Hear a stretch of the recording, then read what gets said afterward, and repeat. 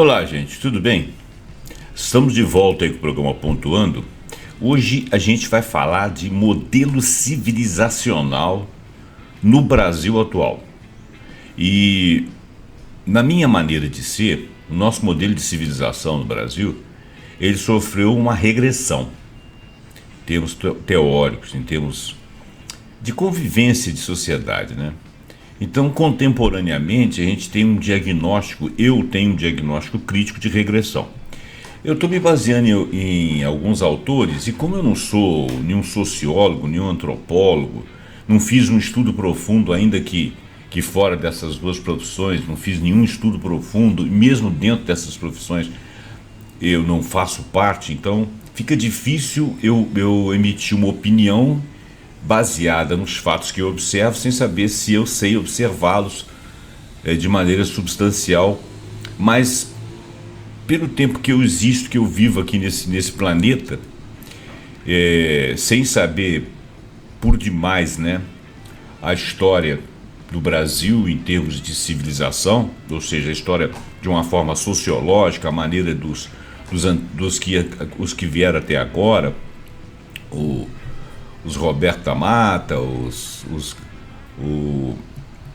Sérgio Buarque, aquele muito conhecido, né, Darcy Ribeiro, muito conhecido também o Gilberto Freire, mas baseado em outros, sem considerar estudos profundos. Eu li todos desses que eu estou falando, mas li poucas obras também, não li tudo deles, e também não fiz um estudo exaustivo sobre a sociedade brasileira até aqui, e houveram mudanças, e mesmo mudanças depois dessas mudanças, depois deles. Então, aqui eu estou com o Silvio de Almeida, Gessé de Souza, Lilian Schwartz, Jamila Ribeiro, Ricardo Abramovay, Marcelo Neri, entre outros que vão aparecendo aqui no caminho, e eu gosto muito daquele João César, professor João César, João Dornelles também.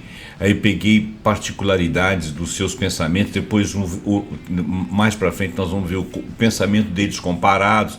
A gente vai voltar em alguns assuntos aqui, mas ditos por vários autores, e mesmo os próprios autores em focos diferentes, em aberturas maiores de avaliações de outros autores sobre ele. Então é um texto que ficou grande. Eu vou fazê-lo em duas partes. Então, o modelo civilizacional brasileiro, no início desse terceiro milênio, parte 1, a gente vai falar agora. Eu sou o autor do resumo, da pesquisa e do resumo, né?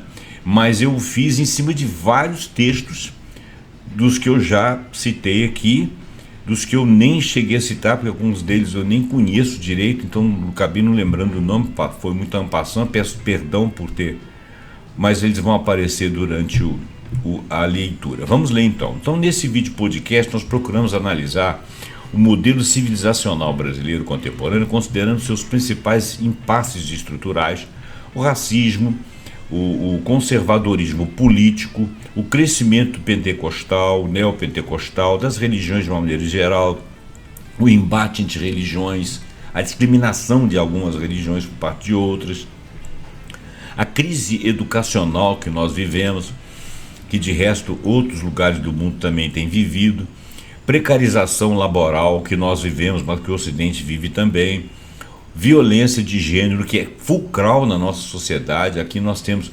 misoginia, essa tendência ao conservadorismo, essa guinada à direita, à ultradireita, traz muita misoginia, violência de gênero, feminicídio, e parece que isso é uma característica já geral, já antiga da nossa civilização. Não sei analisar, avaliar por quê. Então isso tudo sustenta-se que tais elementos combinados configuram um quadro civilizatório tensionado entre tendências à modernização, que já tiveram, e profundas regressões históricas. Eu não sei em quantos pontos nós regredimos. A questão do feminicídio aqui parece que é uma coisa que vem por inércia se perpetuando. Agora, o racismo também já é estrutural, embora ele não fosse tão evidente, tão falado, tão demarcado, até porque hoje em dia com a internet tudo é filmado, tudo é mostrado, então a gente percebe que ele existe em natura e que as pessoas se mostram assim. O conservadorismo político, parece que nós já tivemos umas vertentes menos conservadoras e hoje parece que nós fizemos uma regressão nesse aspecto, por questões até de entrada de religiões e também por questões de abandono de educação, das universidades serem voltadas mais para menos para ideias e discussão de ideias, mais voltada para a consecução do diploma e o trabalho, o que em tese é bonito, mas na prática deixa de ter uma discussão em termos de filosofia de sociedade, em termos de comunidade, o que é muito importante para a gente prosseguir na vida. Então eu acredito que há regressões aqui interessantes. Então as palavras-chave aí são civilização, Brasil, racismo estrutural, educação, pentecostalismo, infelizmente o ultradireitismo, patrocinado em parte, boa parte, pelos bolsonaristas, mas não apenas os bolsonaristas. Quer dizer, a ideia do bolsonarismo, que é a ultradireita, o fascismo, talvez uma coisa um pouco mais tacanha do que o fascismo, a forma como eles são, mas não apenas bolsonarismo, mas um fascismo tacanha à brasileira, e que passou a existir aqui uma conjugação de fatores regressivos que não está dando para entender necessariamente.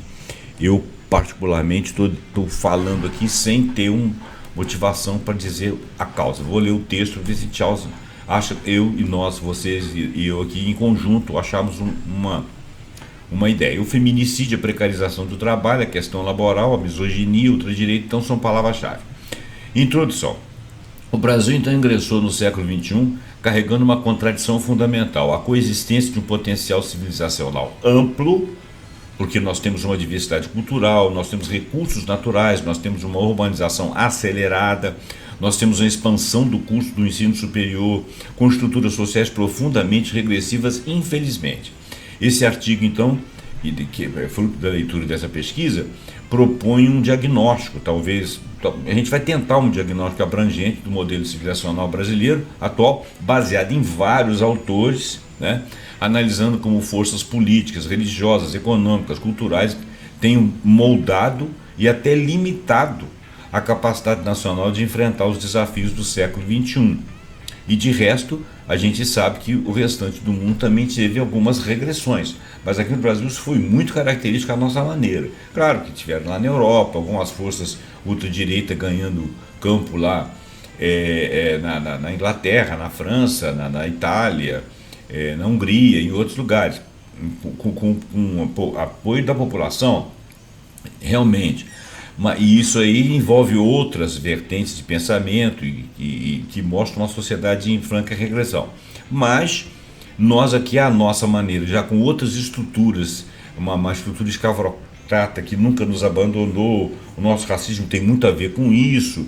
Então, vamos avaliar que o Brasil é. Pode sentar, então, é que, longe de ser um simples atraso conjuntural, os principais entraves brasileiros têm natureza estrutural, isto é, derivam de padrões sedimentados de desigualdade racial há muito tempo, há séculos, né? Autoritarismo social, que parece que é uma coisa que remanesce já há bastante tempo, que foi assim, discutido por certas gerações, mas depois foi calado. Então o nosso desautoritarismo foi calado. Então hoje viceja muito mais o autoritarismo social, que condiciona determinadas classes da sociedade abaixo, autoritariamente jogadas para baixo. Por exemplo, viceja ainda o patriarcalismo, a precarização laboral, a fragilização da educação pública. A educação pública está sendo sucateada, e a literatura recente sobre o tema é abundante e converge, ainda que a partir de campos analíticos distintos, né? Para esse mesmo ponto, o Brasil vive uma disputa civilizacional profunda, cujos desfechos permanecem abertos. Então, está havendo uma plena discussão desse ponto de vista aí, junto com essa polarização que tem mostrado muita falta de educação, muita falta de critério e muita anomalia, né? Muito histrionismo.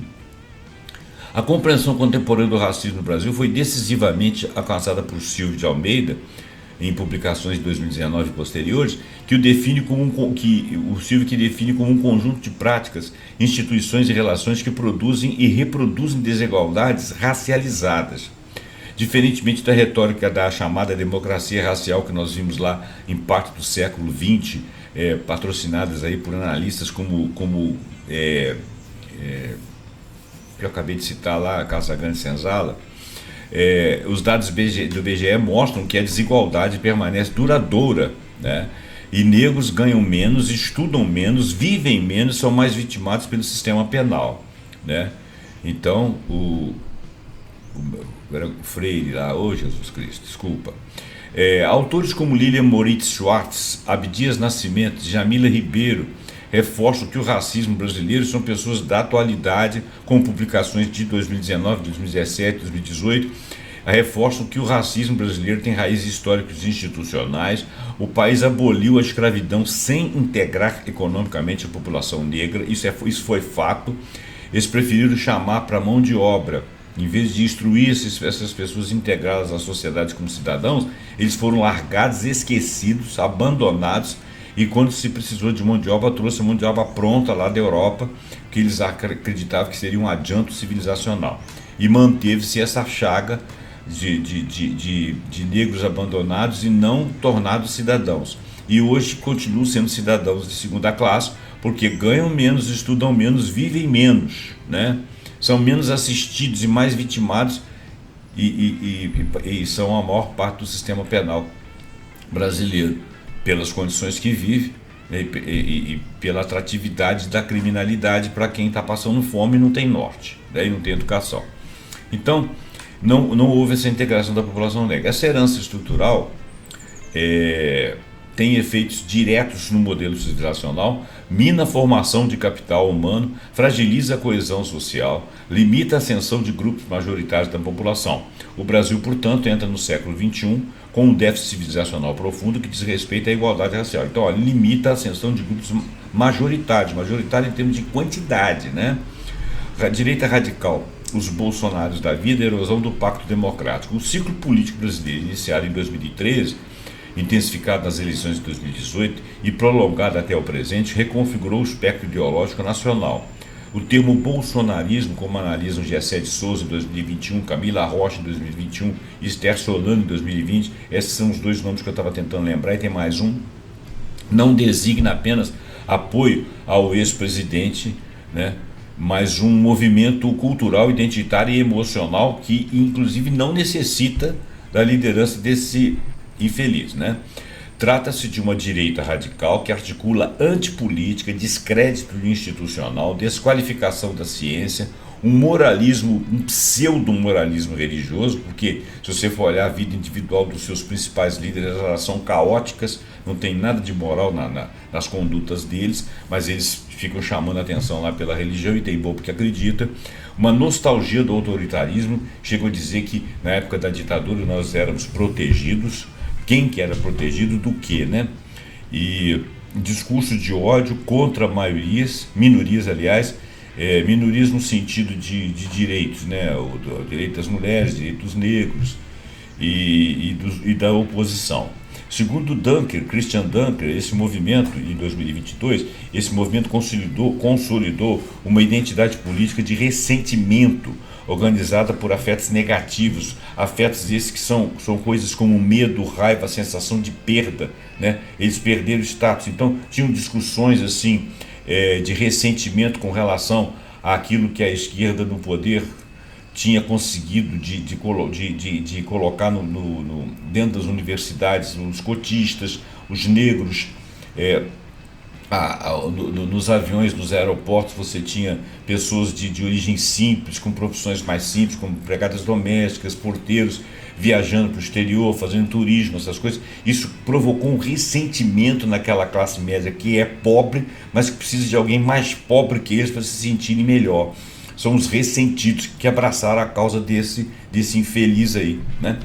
E por conta disso, o bolsonarismo vicejou, né? Então, medo, né? Medo da perda de alguma coisa. Eles acham que podem perder de repente, que existe um comunismo, uma bobagem que não existe, que nem efetivos para isso não tem, nem estudo para isso não tem.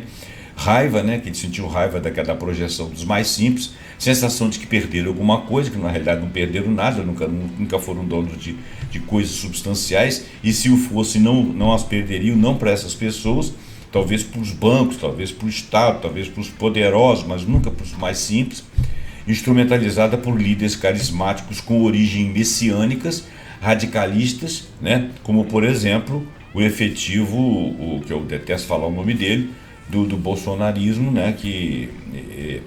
Esse que foi presidente aí, infelizmente, né? O Brasil tem uma chaga, que é ter tido um presidente como esse infeliz. O impacto civilizacional é direto. O bolsonarismo fomenta, o bolsonarismo eu vou chamar agora daqui para frente de ultradireita, mas ele não é a única ultradireita, né? Existem outros líderes que poderiam patrocinar essa ultradireita. Fomenta uma cultura antipluralista, anticognitivista, ou seja, anticognitivo, ou seja, não se permite o pensamento, a racionalidade, a conjugação de fatos. Você não consegue argumentar com eles, então eles são anticognitivistas. Antidemocrática, porque todas as posses deles são contra pessoas, são de calar a oposição, incompatível com sociedades mais preparadas para um século XXI, que exigem confiança institucional, alfabetização científica, né? As pessoas acreditarem na ciência, não serem anti-ciência, né? E políticas baseadas nas evidências das coisas que estão acontecendo, não negação e pura e simples crença religiosa. O pentecostalismo, a reconfiguração cultural, o crescimento do pentecostalismo e neopentecostalismo é um dos fenômenos muito importantes da nossa sociedade brasileira contemporânea. O Paul Freston, em 2018, o Ronaldo de Almeida, em 2020, o Juliano Speer, de 2021, mostram que as igrejas evangélicas oferecem redes de sociabilidade, apoio econômico e pertencimento, apoiando certos setores da população que são precários, que não são pessoas claras, e são pessoas facilmente levadas para dentro dessas igrejas segundo essas ideias, e porque lá elas têm uma rede social, elas pertencem a uma rede, por mais precárias que elas pertençam, que elas continuem, mas elas estão acompanhadas ali. A igreja pretensamente faz algo espiritual por eles, não material, né? Ao contrário, eles é que financiam essas igrejas, mas em termos espirituais, em termos transcendentes, eles se sentem acompanhados. E esse apoio econômico é muitas vezes assim, quando um está passando muita fome, o resto se junta lá e dá uma colher de chá e tal. Então é uma coisa mais ou menos como existe nas periferias, do mutirão e tal. Essa ideia do mutirão, do apoio fora Estado, mas entre as próprias comunidades, é onde as religiões pegam. Aquilo não sai daquilo ali, não evolui para o outro lado, ninguém questiona um Estado que vai assistir, ao contrário, eles acham que o Estado não tem que fazer coisa nenhuma, o Estado não tem que se desobrigar de outras coisas para se obrigar a trazer um pouco de sociedade, de estrutura, de infraestrutura para essas populações, né?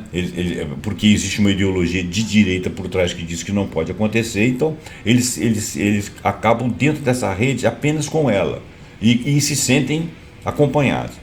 Parte expressiva desse pentecostalismo, especialmente o neopentecostalismo, produz uma ética anti-intelectual. Você acredita no que o pastor está falando, que em geral são pessoas de baixa cultura, de baixo entendimento, mas de retórica envolvente, e acredita nessas pessoas que são, em geral, pessoas que têm uma ignorância científica crucial. Não são ignorantes propriamente, porque senão seriam espertos de serem lideranças, mas têm ignorância científica, não gostam de ser desafiados pela ciência, excluem a ciência, então são anti-intelectuais, hostis ao pensamento crítico, não formalizam o pensamento crítico, é crença pura e simples, e críticos à cultura científica e à autonomia individual. Eles acham que o indivíduo tem que ser ligado ali às religiões, ter seus passos controlados, contados, que é uma maneira de manipulá-los.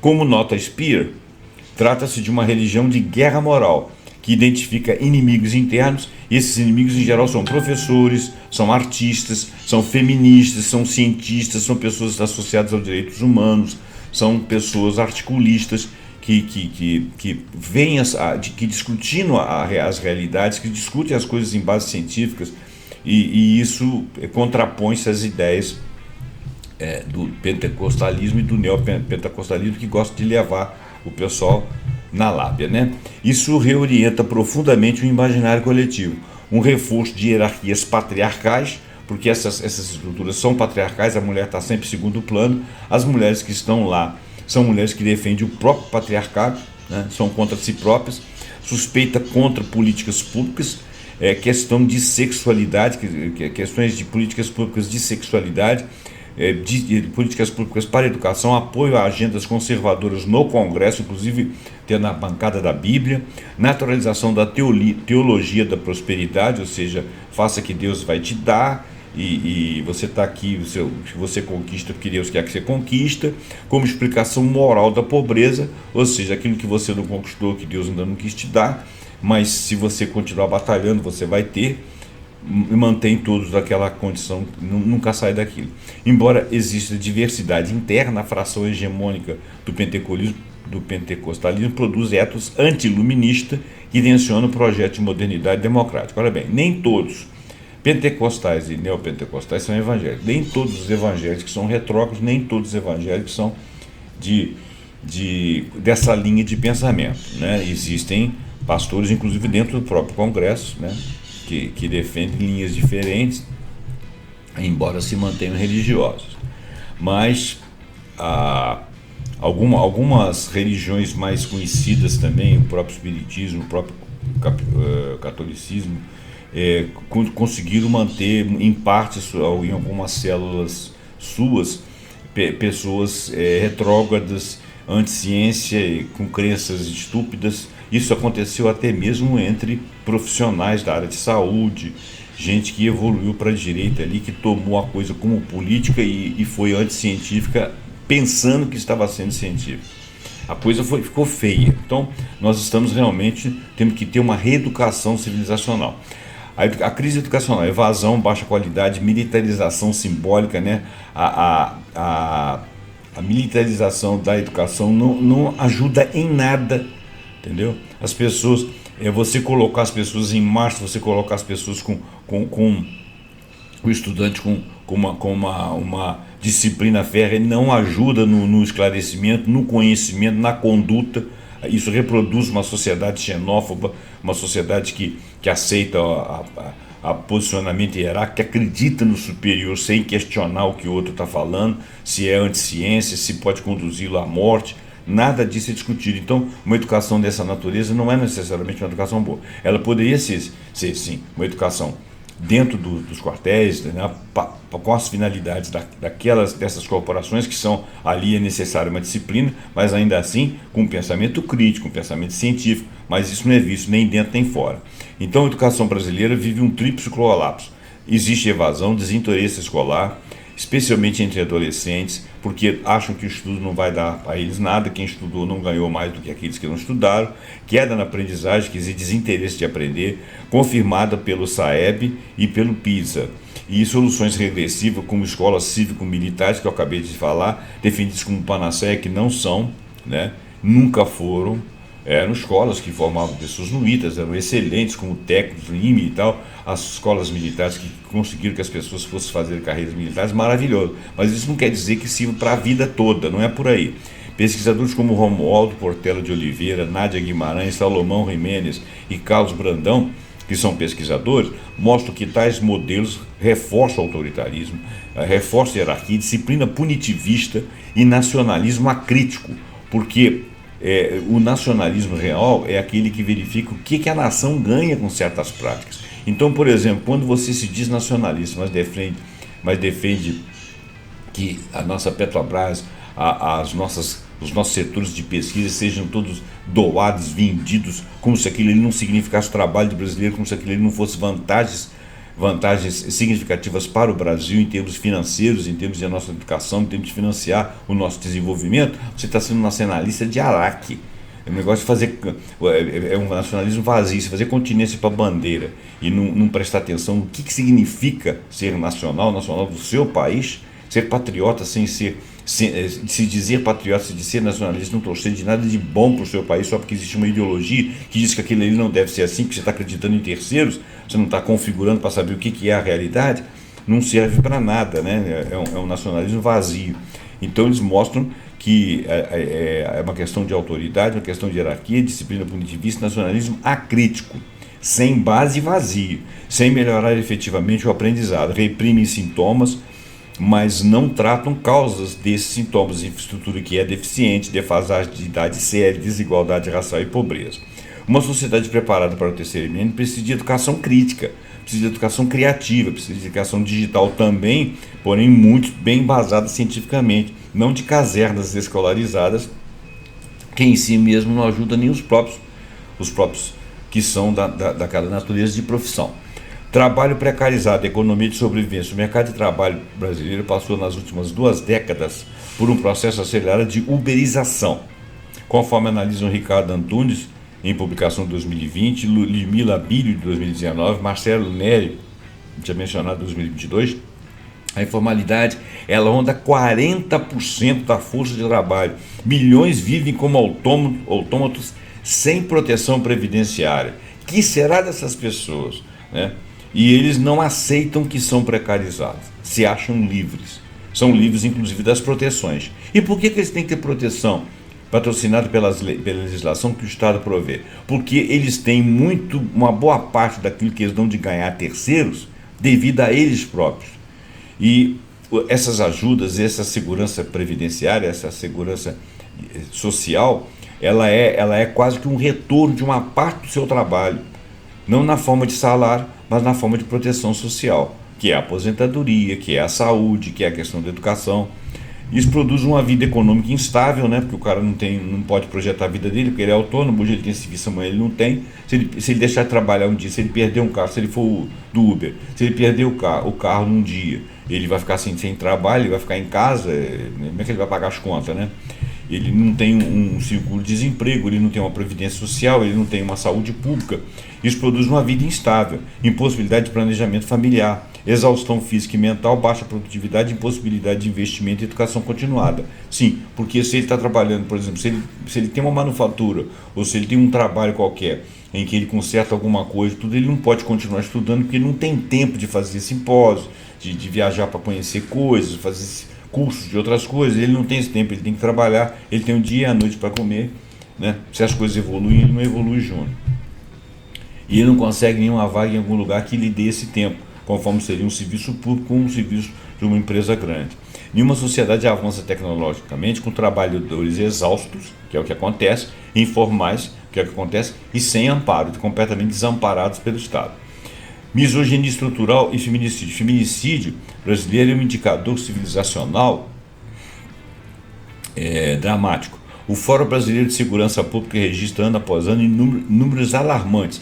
Para Rita Segato, em estudos de 2012, Heilet Safiotti, de 2004, trata-se de um padrão estrutural. O patriarcado é uma tecnologia de poder distribuída na família, no trabalho, na mídia e na política. A misoginia é reforçada por discursos religiosos conservadores, por práticas policiais inadequadas, pela naturalização da violência doméstica. O efeito civilizacional direto é: nenhuma sociedade que extermina sistematicamente suas mulheres pode considerar-se moderna. Isso é óbvio, democrática ou desenvolvida. E essa eliminação de mulheres é sistemática aqui no Brasil, é uma coisa incrível, né? Aliás, as mulheres aqui no Brasil são chefes de famílias, são leoas, porque elas são abandonadas, chefes de famílias, maltratadas, batem nelas e algumas vezes elas morrem, né? Que diabo de homens são esses que nós criamos aqui? Convergência de fatores. O Brasil está fora de padrões civilizatórios do século XXI? Bom, combinados os vetores analisados, racismo estrutural, bolsonarismo ou ultradireitismo com messianismo, pentecostalismo ou neopentecostalismo conservador, crise educacional, precarização laboral e misoginia, sim, produz um quadro que pode ser descrito como desajuste civilizacional. O quanto disso existia e piorou é o que eu estou tentando descobrir aqui. O país apresenta instituições fragilizadas, baixa confiança pública, violência difusa, desinformação, escolas em colapso, desigualdades extremas, moralismo regressivo, capitalismo predatório e informal. Gente, infelizmente isso tudo é verdade, tá? O resultado é uma sociedade mal equipada para o século XXI, cujos desafios exigem alfabetização científica, políticas de longo prazo, coesão social, cultura democrática e capacidade tecnológica. Lembra da campanha que fizeram contra o álcool? Campanha que fizeram contra o cigarro? Temos que fazer uma educação com campanha contra todas essas precarizações. O indivíduo precisa de entender que ele tem direitos, né? Reivindicar seus direitos. 9, contrapontos aqui, 9 é o número que eu estou levando aqui, tá, gente? Contrapontos e forças de resistência, desculpa. Apesar do diagnóstico severo, há potentes forças civilizatórias emergentes, expansão do ensino superior e das universidades federais, 2005 até 2014, houve alguma expansão do ensino superior nas universidades federais por conta de governos de esquerda. O governo de esquerda ele foi apiado do poder em 2016, mais ou menos, entrou em crise e aquelas manifestações de rua acabaram dando força para a direita em reivindicações de coisas e fatos que não estavam acontecendo. Então, movimentos negros, movimentos indígenas, feministas, pesquisadores de ponta em áreas como medicina, física, computação, culturas e artes vibrantes, redes comunitárias de solidariedade, avanço de pautas antirracistas na mídia, debate político cada vez mais qualificado. Sim, houve esse contraponto. Essas forças indicam que o Brasil não está apenas condenado à regressão. Existe uma regressão que está sendo minimamente 50% ou até um pouco majoritária, mas depende de escolhas políticas, educacionais e econômicas consistentes. Reparem que a ultradireita, bolsonarismos, etc., entre outros, corresponde a 20 a 12, a 22% da população efetivamente ali. O resto são pessoas que são mal orientadas e que temem a chamada esquerdização e o tal chamado comunismo, né? Então acabam votando nas direitas e na ultradireita, mas não são pessoas que necessariamente raciocinam dessa forma, né? Mas existe um resquício aí, um rebutalho aí de uns 22% que infelizmente são ligados a isso aí. E alguns deles são bastante ignorantes, né? E outros não são tão ignorantes, mas estão naquela faixa ali, não se sabe bem por quê. Talvez por ideologia, talvez por caráter, sei lá. Essas forças indicam que o Brasil não está condenado à regressão. Ela depende de escolhas políticas, educacionais e econômicas que nós ainda podemos fazer, né? Mas a ultradireita não passa de fazer factoide todo dia, ela não para. Porque se ela desocupar esse púlpito, né, se ela deixar de ser vista, as pessoas passam a raciocinar naturalmente. Então elas têm que o tempo todo ficar acusando, dizendo que está acontecendo isso, está acontecendo aquilo. Qualquer coisa que acontece, eles atribuem de ruim, eles atribuem aos governantes, atribuem à esquerda. E a esquerda, inclusive aqui no Brasil, é muito fraquinha, né? Se ela fosse mais forte, tinha reação, mas não tem. Conclusão: o Brasil encontra-se hoje no limiar civilizacional. O país pode modernizar-se profundamente ou pode deslizar para modelos autoritários, regressivos e moralistas, e parece que é isso que está acontecendo. Os impasses analisados são estruturais, não conjunturais, ou seja, exigem políticas robustas. Você pode mudar a estrutura da coisa. Investimento educacional massivo, combate ao racismo e à misoginia, reforma trabalhista inclusiva, laicidade institucional, ou seja, parar com esse negócio de colocar religião dentro de tudo, regulação das plataformas digitais, isso é muito importante, porque elas deseducam bastante e não se ocupam, elas trabalham para ter lucro, elas não se ocupam se você está recebendo a notícia errada, e reconstrução do pacto democrático. Isso aí eu acho bastante difícil, porque nós temos um Congresso péssimo, eleito por quem? Por pessoas que botaram esses canalhas lá. Agora nós temos aqui a análise de João Ricardo Dornelles e João César de Castro Rocha, e depois nós vamos fazer a comparação deles com outros autores, tá? Primeiro nós vamos ver um texto mais ou menos simples, direto a respeito das ideias dele. Depois nós vamos ter um texto um pouco mais elaborado das ideias deles, um pouco mais recursivos, e a análise eles estão analisando aqui o racismo estrutural, o ultradireitismo, o bolsonarismo, o pentecostalismo, o neopentecostalismo, precarização, misoginia e colapso educacional. Então, a gente vai fazer em 3 partes. A visão de João Ricardo Dornelles, a visão de João César de Castro Rocha, com suas análises que se cruzam, iluminam o debate civilizacional, e depois nós vamos juntar as duas. 3 fases, né? Então, João Ricardo Dornelles, sobre o prisma do punitivismo, do autoritarismo estrutural e da desigualdade histórica. Quem é ele? Ele é um jurista, professor da PUC-Rio, um dos maiores pesquisadores brasileiros sobre violência, criminologia, crítica, direitos humanos, racismo estrutural. Ele tem um discurso muito bom de ouvir, ele é muito didático, interpreta o Brasil a partir do conceito central, a permanência de uma racionalidade autoritária no Estado e nas elites. Isso é o que ele defende, é o que ele diz, né? É o foco do trabalho dele. Estado brasileiro como continuidade do colonialismo, né? O livro dele, Conflitos, Direitos e Justiça e Criminologia Crítica e Direito Penal, Dornelles afirma que o Brasil mantém instituições estatais moldadas por lógicas coloniais e escravocratas, o sistema penal age como mecanismo de controle racial e social, violência estatal não é exceção, mas é um método de governo, certo? Então, Esse aí é o trabalho que nós estamos vendo aí do João Ricardo Dornelles. O Brasil mantém instituições estatais moldadas por lógicas coloniais e escravocratas. O sistema penal age como mecanismo de controle racial e social. A violência estatal não é exceção, é um método de governo. A violência estatal não é exceção, ela é um método de governo. Isso é muito complicado. Para ele, o racismo estrutural não é apenas um fenômeno cultural, é um eixo organizador de administração pública, especialmente na segurança pública. O negócio é dar pancada, é ter treinamento militar das polícias, e militar para partir para cima do inimigo. E o inimigo é um inimigo interno, isso é muito complicado de raciocinar.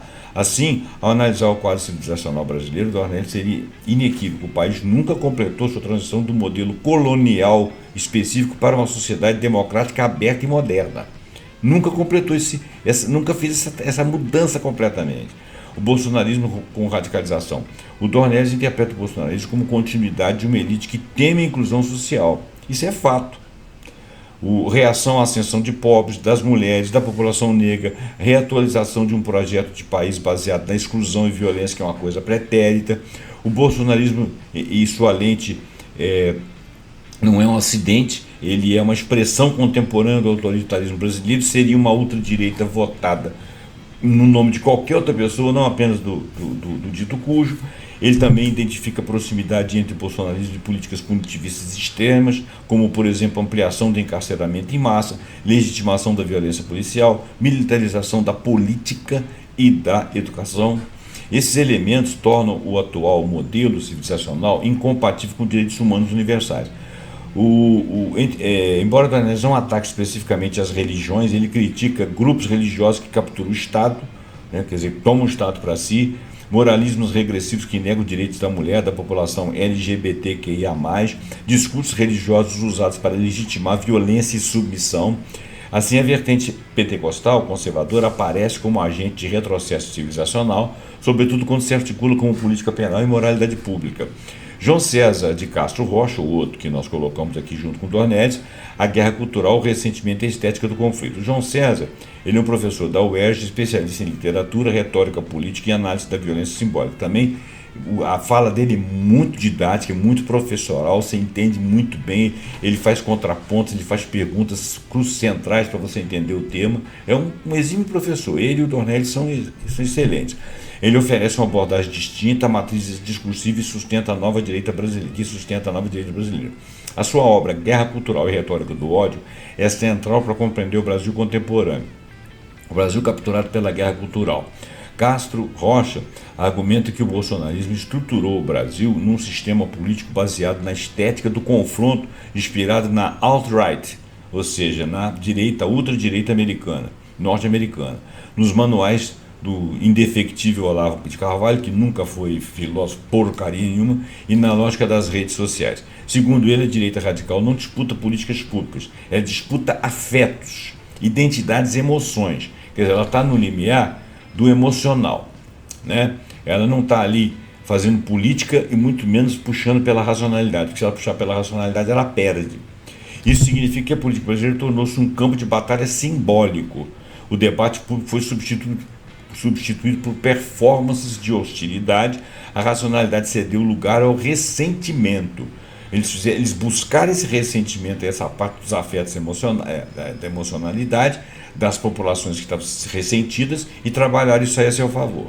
E isso tem sido assim mundo afora, hein? Esse ponto é crucial para o tema civilizacional. Nenhuma sociedade orientada para a guerra cultural consegue projetar o futuro. Não, e ela se perde, e depois ela passa por transformação, que pode ser até pior. Tá? O maior sucesso literário do bolsonarista é a estética do inimigo. Esse é o sucesso deles. Para Castro Rocha, o bolsonarismo criou uma narrativa simples. O Brasil está tomado por inimigos internos. Quem seriam eles? Professores, alguns jornalistas, artistas, feministas, juízes, indígenas, cientistas, etc. Todo mundo que fala contra alguma coisa que eles pensam é tomado como inimigo, estigmatizado e projetado nas lentes. Essa narrativa justifica ser antivacina, negacionismo científico, ataque às universidades, destruição do debate público. Trata-se de uma anti-ilustração, ou seja, você não pode ser educado, inteligente e ilustrado. Anti-ilustração, um movimento que rejeita a razão e substitui a análise por emoção moralista baixa, subreptícia, bem pobre mesmo. Pentecostalismo, gramática de guerra. O Castro Rocha observa que parte do pentecostalismo aderiu a essa lógica. Conflito espiritual vira conflito político, né? Demônios tornam-se adversários ideológicos. O culto dá lugar a treinamento para a batalha. Quem falou alguma coisa é possuído pelo demônio, faz parte de uma potestade demoníaca. Isso produz uma máquina de mobilização permanente, incompatível com a laicidade do Estado, que deveria ser assim, ou seja, o Estado não tem que trazer a religião para o centro das suas discussões, e com a convivência democrática. Educação, militarização e apagamento do pensamento crítico. O Castro Rocha é contundente. A militarização das escolas, o ataque às humanidades, o revisionismo histórico, a desconfiança contra professores são instrumentos de uma pedagogia reacionária, cujo objetivo não é formar cidadãos, mas soldados de uma guerra cultural, mas uma guerra imaginária, porque ela não está acontecendo, ela não existe. Quem você pensa que é seu inimigo apenas porque pensa, ele não pensa ser o seu inimigo, porque ele não está militando nessa ideologia, né? Você o polariza, joga para o outro extremo e diz que ele é o inimigo seu e que ele tem que ser combatido, e ele fica sem entender, né? Quando ele entende a razão das coisas, quando ele consegue explicar, quando ele tem ciência do seu lado, ele torna-se seu inimigo por sua conta, não por conta dele. Você acaba sendo inimigo dele porque você o maltrata, você o expurga, e ele fica sem espaço. Convergência de Dornelles e Castro Rocha.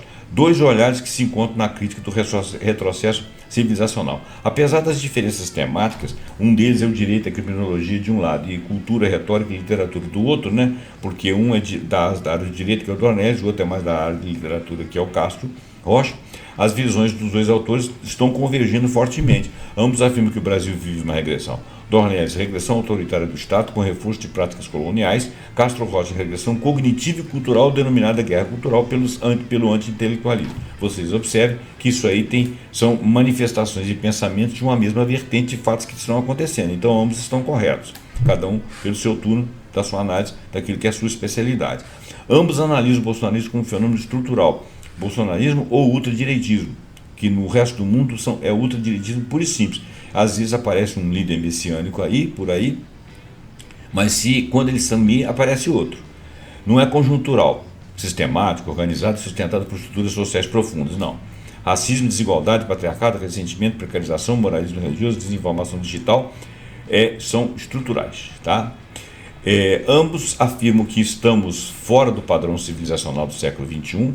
Dornelles enfatiza que a violência estatal, o punitivismo, racismo, exclusão de massas. O Castro Rocha enfatiza o colapso da racionalidade, cultura do ódio, destruição da esfera pública. Junta, essas análises mostram um país sem coesão social, sem projeto de futuro, com elites que desprezam o conhecimento, com massas mobilizadas por narrativas regressivas. Quer dizer, nós não temos como sair do lugar. Nós estamos caminhando em areia movediça. Agora, as saídas seriam: Dornelles aposta nos direitos humanos, na reforma penal, na reconstrução do Estado democrático, mas você precisa de lideranças políticas e de quem as coloque lá. Você precisa de um povo disposto a pensar e fazer mudar, né? E o Castro Rocha no restabelecimento do debate público, sim, mas isso talvez demande mais tempo. No retorno da educação crítica, que também vai demandar tempo, na reconstrução do imaginário democrático. Não sei o que poderia acontecer para que essas coisas viessem a ser soluções no médio prazo. O diagnóstico combinado dos dois autores. Se unirmos a perspectiva de Dornelles com a de Castro Rocha, nós temos um diagnóstico poderoso. O modelo civilizacional brasileiro está capturado simultaneamente por um Estado autoritário, como diz Dornelles, e por uma cultura do ressentimento, como diz Castro Rocha. Ou seja, o corpo do Estado regressa ao autoritarismo, a alma da sociedade regressa ao obscurantismo. Quer dizer, nós demos passos atrás. Ambos identificam que o racismo estrutural, o patriarcado violento, a precarização do trabalho, o colapso educacional, o moralismo pentecostal agressivo, o bolsonarismo e a guerra cultural são anomalias. São sintomas de um projeto maior. A manutenção de um Brasil desigual, manutenção de um Brasil hierárquico e anti-intelectual.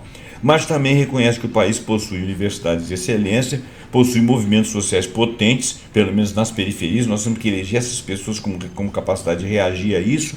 Cultura vibrante, porque nós temos uma cultura de norte a sul, uma cultura vibrante, embora tenha só sobressaia a porcaria, mas nós temos cultura boa.